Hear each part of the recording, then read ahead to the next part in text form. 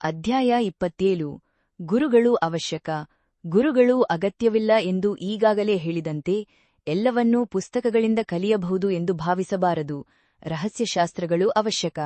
ನಮ್ಮ ಹಿರಿಯರು ವ್ಯತ್ಯಾಸ ಅಥವಾ ವ್ಯತ್ಯಾಸವಿದೆ ಎಂದು ಬರೆದಿದ್ದಾರೆ. ಮತ್ತಿ ಸದ್ಗುರುಗಳು ಶಿಷ್ಯನ ದೋಷಗಳನ್ನು ಚೆನ್ನಾಗಿ ಅರ್ಥಮಾಡಿಕೊಳ್ಳಬೇಕು ಮತ್ತು ಅವನಿಗೆ ಸೂಕ್ತವಾದ ಶಾಸ್ತ್ರಗಳನ್ನು ಕಲಿಸಬೇಕು. ಮಕ್ತಿರೋಚ್ಚರಣೆಯನ್ನು ಗುರುಗಳಿಂದ ವೈಯಕ್ತಿಕವಾಗಿ ಕಲಿಯಬೇಕು.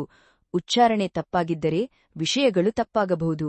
ಹಲ್ಲು 2 ಮೇಲೆ ತಿಳಿಸಿದ ವ್ಯತ್ಯಾಸದ ಉದಾಹರಣೆ. ರಹಸ್ಯ ಯೋಗ ಪಠ್ಯಗಳಲ್ಲಿ ಮೇಲಿನ ಮತ್ತು ಕೆಳಗಿನ ಹಲ್ಲುಗಳನ್ನು ಸ್ವಚ್ಛಗೊಳಿಸಬಾರದು ಎಂಬ ಎಚ್ಚರಿಕೆಯಿದೆ. ಇದು ಸಾಮಾನ್ಯವಾಗಿ ಲಭ್ಯವಿರುವ ಯೋಗ ಪುಸ್ತಕಗಳಲ್ಲಿ ಕಂಡುಬರುವುದಿಲ್ಲ.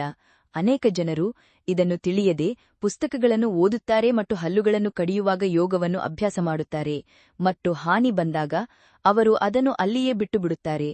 3. ಅಧ್ಯಾಯ 24ರಲ್ಲಿ ಈಗಾಗಲೇ ವಿವರಿಸಿದಂತೆ ಪ್ರತಿಯೊಬ್ಬ ವ್ಯಕ್ತಿಯು ಮುಖದ ಬೆರಳಚ್ಚುಗಳಂತೆ ವಿಶಿಷ್ಟವಾದ ದೈಹಿಕ ಮತ್ತು ಸೂಕ್ಷ್ಮ ದೇಹದ ರಚನೆಯನ್ನು ಹೊಂದಿದ್ದಾನೆ. ಆದ್ದರಿಂದ ನಿಜವಾದ ಗುರುವು ಪ್ರತಿಯೊಬ್ಬ ಶಿಷ್ಯನ ಭೌತಿಕ ದೇಹವನ್ನು ಅರ್ಥಮಾಡಿಕೊಳ್ಳುತ್ತಾನೆ ಮತ್ತು ಅವನಿಗೆ ಸರಿಯಾದ ಬೋಧನೆಗಳನ್ನು ನೀಡುತ್ತಾನೆ. ಶಿಷ್ಯನು ಸಿದ್ಧನಾದಾಗ ಗುರುವೇ ಮುಂದೆ ಬರುತ್ತಾನೆ ಎಂಬ ಗಾದೆ ಎಲ್ಲಾ ಭಕ್ತರಿಗೆ ಪ್ರಸಿದ್ಧವಾದ ಮಾತು. ಮಹಾನ್ ವ್ಯಕ್ತಿಗಳು ಮಗುವಿಗೆ ಹಾಲುಣ್ಣಿಸುವಂತೆ ಭೌತಿಕ ಮತ್ತು ಸೂಕ್ಷ್ಮ ಲೋಕಗಳಲ್ಲಿ ಪ್ರಯಾಣಿಸಿ ಪ್ರೇರಿತ ಶಿಷ್ಯನಿಗೆ ಸರಿಯಾದ ಆಹಾರವನ್ನು ಹುಡುಕುತ್ತಾರೆ.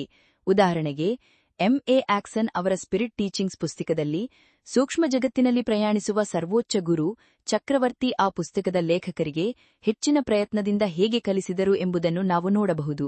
ಸಿದ್ಧಿಯನ್ನು ಪಡೆದ ಒಬ್ಬ ಮಹಾನ್ ವ್ಯಕ್ತಿಯ ಅನುಗ್ರಹದಿಂದ ನಾನು ವಿಶೇಷ ಪ್ರಗಿರಿ ವಿಪರೀತಕರಣಿಯನ್ನು ಹೇಗೆ ಪಡೆದೆ ಎಂಬ ಕಥೆಯನ್ನು ಸಹ ನಾವು ನೋಡಬಹುದು. ಟ್ರಾನ್ಸ್ ಸ್ಥಿತಿಯನ್ನು ಸ್ಥಾಪಿಸಿದ ನಂತರವೂ ಗುರುವಿನ ನೋಟಿದ ವಿಶೇಷಾಂಶವನ್ನು ನೀಲಪ್ರತಿಯಾರ್ ಕೈಲಾಸ್ ಸಂಪ್ರದಾಯವು ವಿವರಿಸುತ್ತದೆ. ಟ್ರಾನ್ಸ್ ಪಡೆದವರು ಮಾತನಾಡಲು ಅಥವಾ ಚಲಿಸಲು ಸಾಧ್ಯವಿಲ್ಲ. ಆ ಸಮಯದಲ್ಲಿ ಟ್ರಾನ್ಸ್ ಇದ್ದಕ್ಕಿದ್ದಂತೆ ಮುರಿದರೆ ದುಷ್ಟತನ ಇರುತ್ತದೆ, ರೋಗವೂ ಸಂಭವಿಸಬಹುದು. ಬೇರೆಯವರು ಸಹಾಯ ಮಾಡಲು ಬಂದರೆ ಅವರೇ ಹಣೆಯನ್ನು ಹಿಡಿದುಕೊಳ್ಳುತ್ತಾರೆ. ಅವರು ತಮ್ಮ ತೋಳುಗಳನ್ನು ಮತ್ತು ಕಾಲುಗಳನ್ನು ಚಾಚುತ್ತಾರೆ. ಇನ್ನೊಂದು ಕೈಯಿಂದ ಭಾರವಾದ ಕೋಲಿನಿಂದ ಭುಜವನ್ನು ನಿಧಾನವಾಗಿ ಹೊಡೆಯುತ್ತಾರೆ. 5.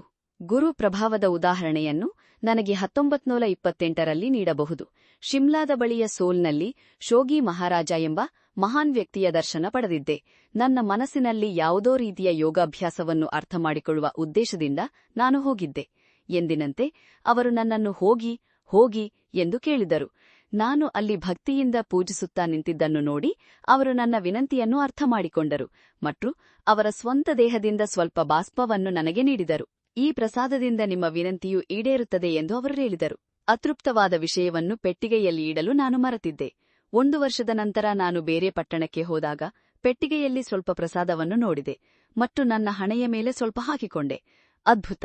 ಆ ದಿನವೇ ನಾನು ಆ ಯೋಗ ವಿಷಯವನ್ನು ಸಂಪೂರ್ಣವಾಗಿ ಕಲಿಯಬೇಕಾಯಿತು. 6. ಆ ಶೋಗಿ ಮಹಾರಾಜನನ್ನು ನಾನು ನೋಡಿದಾಗ ಅವರು 9 ವರ್ಷ ವಯಸ್ಸಿನವರಂತೆ ಕಾಣಿಸುತ್ತಿದ್ದರು. ಅವರ ಅಜ್ಜನ ಬಾಲ್ಯದಲ್ಲಿಯೂ ಅವರು ಹಾಗೆಯೇ ಇದ್ದರು ಎಂದು ಗ್ರಾಮಸ್ಥರು ಹೇಳಿದರು. ಅವರು 300 ವರ್ಷಗಳ ಕಾಲ ಬದುಕಿದ್ದರು ಮತ್ತು ಪ್ರತಿ 100 ವರ್ಷಗಳಿಗೊಮ್ಮೆ ಅವರು ಹೊಸ ಸಾಲುಗಳನ್ನು ಮೊಳಕೆಯೊಡೆಯುತ್ತಿದ್ದರು ಎಂದು ಅವರು ಹೇಳಿದರು. ನಾನು ಅವರನ್ನು ನೋಡಿದಾಗ ಅವರಿಗೆ ಹೆಚ್ಚು ಜನರಿರಲಿಲ್ಲ. ಅವರು 1934ರಲ್ಲಿ ನಿಧನರಾದರು. 7. ಶಿಷ್ಯನ ಜ್ಞಾನೋದಯವು ಗುರುವಿನ ಸ್ಪರ್ಶ ಮತ್ತು ಉಪಸ್ಥಿತಿಯಿಂದ ಮಾತ್ರ ಬರುತ್ತದೆ. ಅಧ್ಯಾಯ 24.